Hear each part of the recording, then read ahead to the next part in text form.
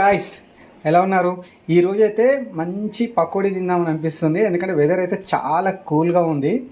ఎట్లా evening tea time అయింది కదా, టీతో పాటు పకోడీ తిందాం అనుకుంటున్నా. కొంచెం హాస్నికి చెప్పిన అయితే రెడీ చేస్తుంది, ప్రిపేర్ చేస్తుంది. ఈ పకోడీ ఎలా చేయాలని సింపుల్గా 1 మినిట్లో మీకు చూపిస్తాను.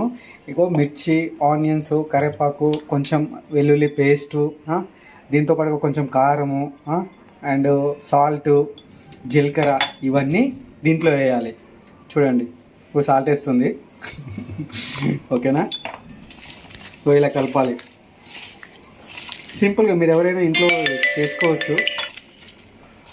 అయితే ఆనియన్ని గట్టిగా మనం ఇలా చేతితో గట్టిగా అనేస్తే వాటర్ వస్తున్నాయి.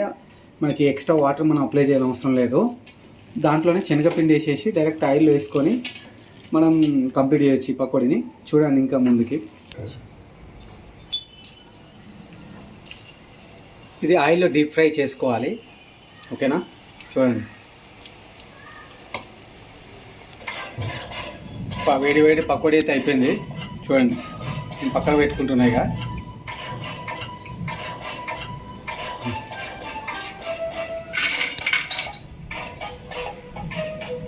సూపర్.